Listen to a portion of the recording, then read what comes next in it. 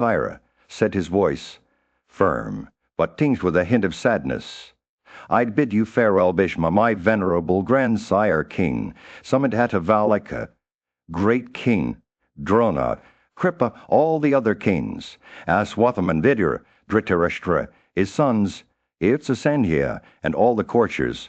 May I return to you. All in safety the assembly was overcome with emotion, but none dared speak out against Yudhishthira's decision. Their hearts swelled with pride and admiration for the prince who had endured so much and yet remained steadfast. Vidura, wise and compassionate, rose from his seat to address Yudhishthira. Reverend Pritha, he said, using the princess' birth name, it is not fitting that you should venture into the woods. You are delicate and old and have always known happiness. Stay with me in my abode, respected as you will bet. Pandavas exchanged glances, their faces a testament to their love and loyalty for their uncle. Let it be as you say, O sinless one, they replied in unison. You are our father's brother, like a father to us. We obey your commands and respect your wisdom. Vidura smiled, his eye shining with warmth. Yudhishthira, bull of the Bharata race, he said, I offer you my counsel. One who has been vanquished by sinful means need not be pained by defeat. You know every rule of morality. Arjuna is ever victorious in battle. Bhima is the slayer of foes. Nakula gathers wealth. Sahadeva has administrative talents.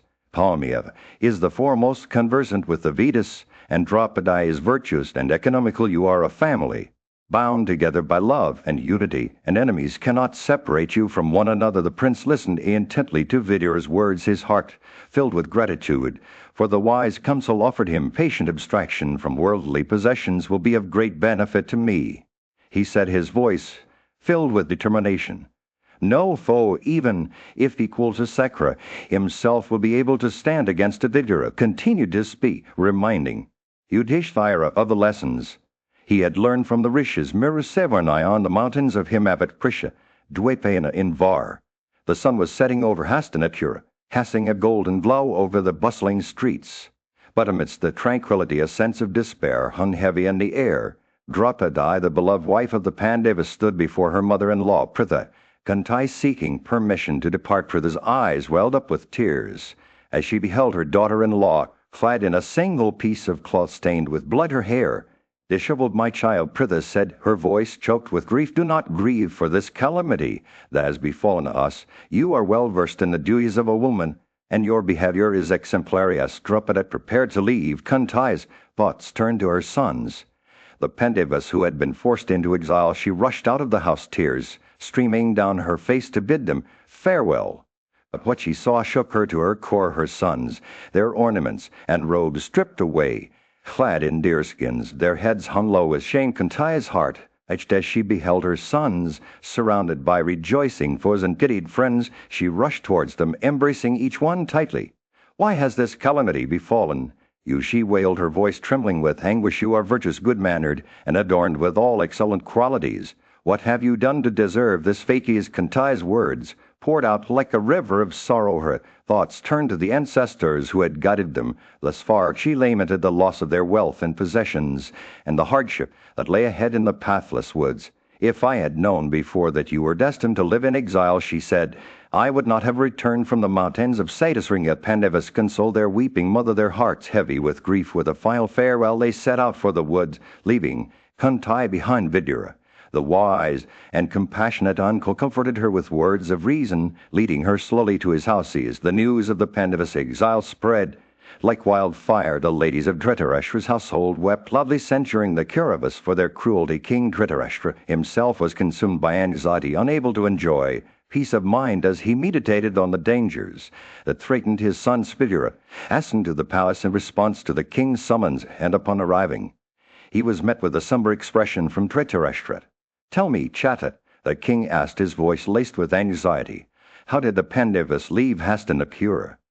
In the midst of Hastinapur's bustling streets, King Dhritarashtra sat with his trusted advisor Vidura, seeking answers about the Pandavas' sudden departure. The king's curiosity was palpable as he asked, Tell me, O Vidura, why are the Pandavas leaving our kingdom in such varied guess? Of Vidura, wise and perceptive, began to explain the reasons behind each of their actions.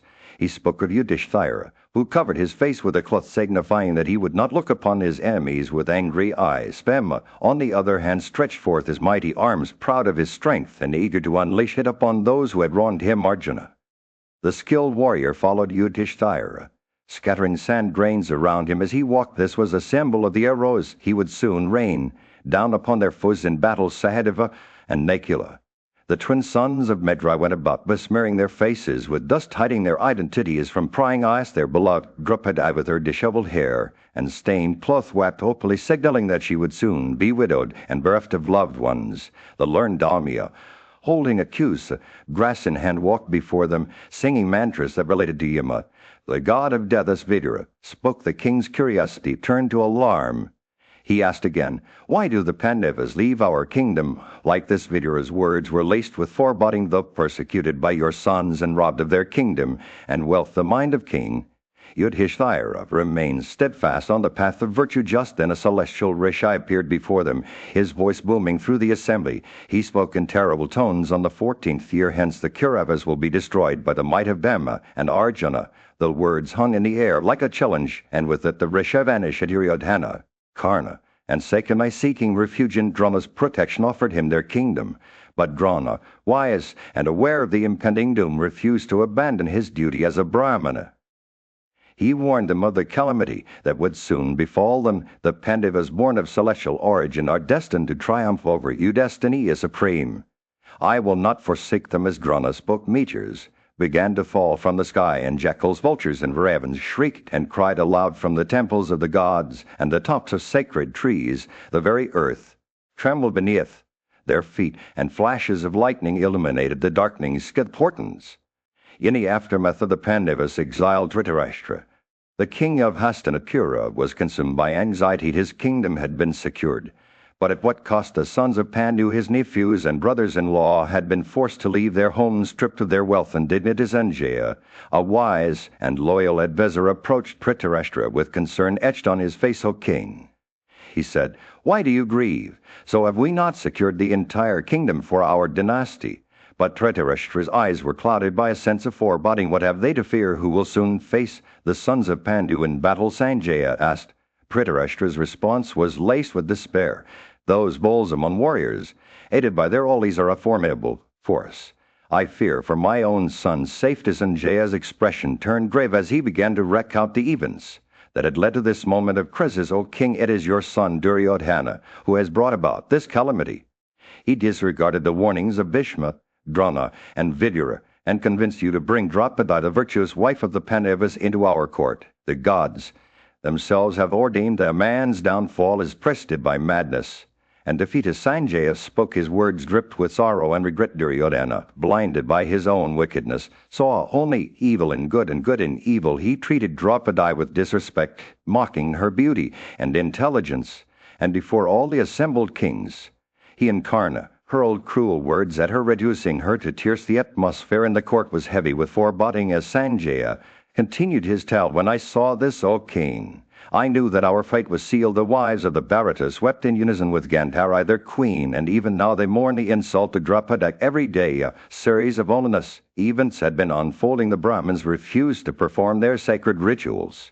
Thunderstorms raged outside, meteors fell from the sky, and Raya consumed the sun. Our war chariots were ablaze, and jackals wailed within Duryodhana's own fire chamber." It was then that Vidura, wise and compassionate as ever, counseled Dhritarashtra to make peace with the Pandavas. "O king," he said, "unite our two families in harmony. The sons of Pandu are stronger than we are. They will not forgive this insult. Bhima, with his mighty mass, will surely return and exact vengeance." But Dhritarashtra's heart was swayed by affection for his son.